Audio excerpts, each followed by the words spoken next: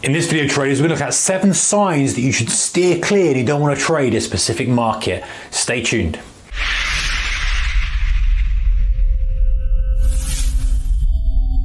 Hey traders and investors, very warm welcome to you. Okay, so we have got a huge amount of stocks, instruments, commodities, markets.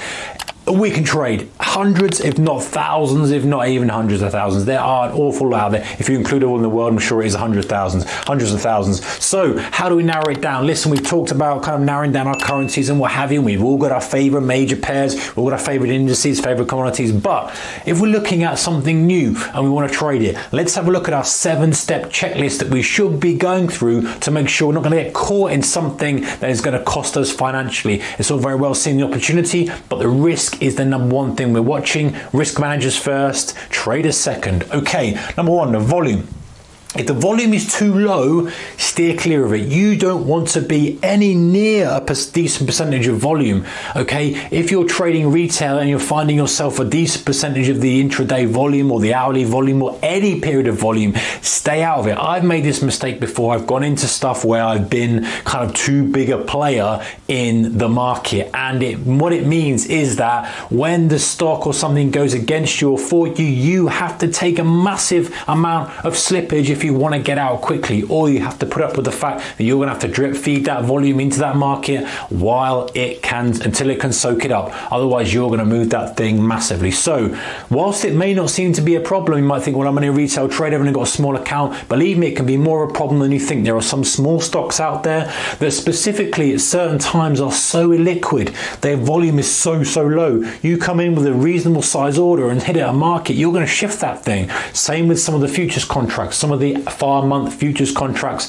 with some of the lesser traded futures contracts. Remember one time I was stuck in something where I had a bunch of futures contracts in something that was very illiquid, far too illiquid, and thinking, if I get out of this, it's going to cost me a lot of money. So having to be patient enough to kind of drip feed this really not a big order into the market to get it done, and being kind of not very comfortable with it. I'm sure if you're a hedge fund, you're used to this kind of thing, but as retail traders, we're used to clicking a button and getting out, aren't we? Right, okay, that's number one. You don't want too low volume. Keep an eye off that one. Number two, the spread. You don't want too high of a spread. Obviously, if we're trading with a spread betting provider, a CFD provider, you're going to see that easily. However, if you're trading direct in the market, you might find the spread goes wide and narrow depending on the times. It's the same with some stocks are like this, guys.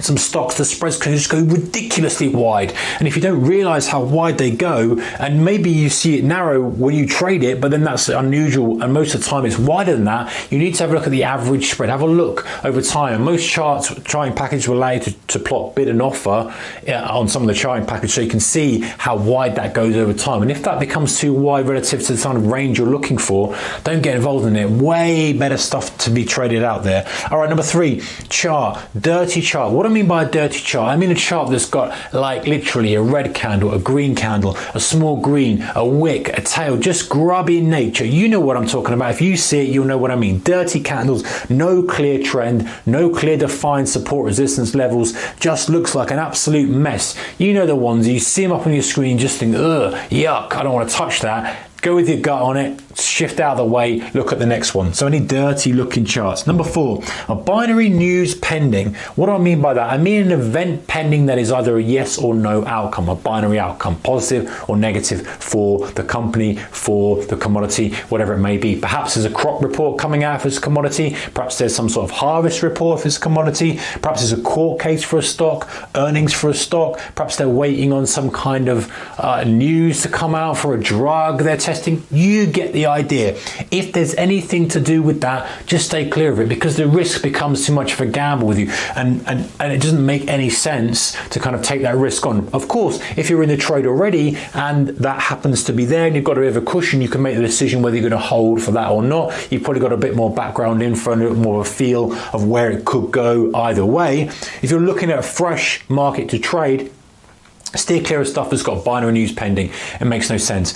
Set yourself an alert for when it comes out and look at an opportunity afterwards so that risk is mitigated, but it doesn't make really much trading sense or risk management sense to go into something when the binary news is pending. Okay, number 5, guys, unusual overnight risk. What do I mean by this? If you're trading something like an ADR, American Depository Receipt, which is based on perhaps a European stock, that's got far more overnight risk, because normal stock, a US stock, would close, something might happen overnight, it's going to open. There's not going to be that much gap risk unless there's a significant event for the stock or for the country. However, if you're trading, like say an ADR, which is based on a UK stock or European stock, that is actively trading intraday before it opens again on the US exchange, because it's mirroring it. So if that is a really bad day intraday on the London Stock Exchange or the DAX, whatever it may be, and gets hammered, then that ADR is going to gap far more overnight than a traditional kind of US stock that really doesn't have anything apart from news to influence it overnight. So watch out for anything that's got unusual overnight risk,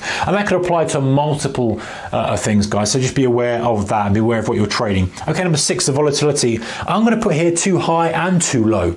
You don't want something that is so quiet you can't make anything out of. You know, there are stocks out there that are moving kind of 1-2 cents. There are stuff that's moving, commodities out there that are moving such a small amount, it's like there's just no point in trading it. Guys are trading at different strategies. They're bidding and offering massive, huge chunks and blocks of stock, and they're making a spread in between.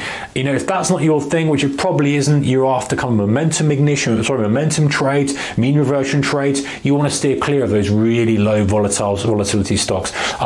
Just don't get sucked into it. And also vice versa, anything that's just going crazy. Now, of course, you can dampen down volatility by decreasing position size, but still being aware, you know, when stuff is really kicking off and crazy, is it kind of, it looks tempting because it's moving quite a lot and you think you can make some money out of it, but is it really conducive to your existing trading strategies?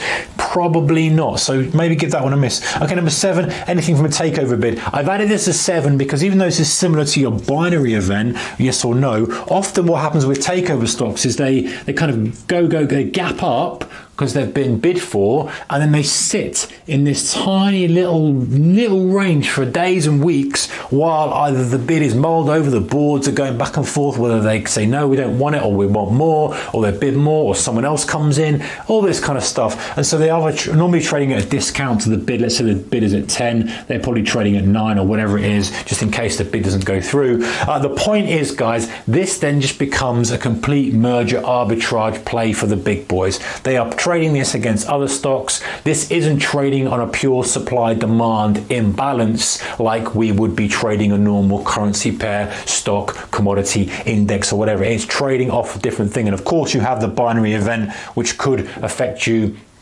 negatively or positively, but the main reason I've put this on here is that it's just completely different. It's kind of sitting in its own little world. It doesn't have that supply demand trending, you know, moving, ranging, breaking out stuff that we look for as traders to get our edge. It's a completely different animal. All right, guys, there's 7 for you. 7 signs that you don't want to be trading a specific market. A bit of a good checklist to go through. The thing of trading a new stock or a new market, a new currency, whatever it may be, just go through those 7 and make sure they're all okay before you risk your capital. As always, keep the risk managed, whatever you're doing, whatever time frame you're trading. Take care. See you in the next one. Goodbye.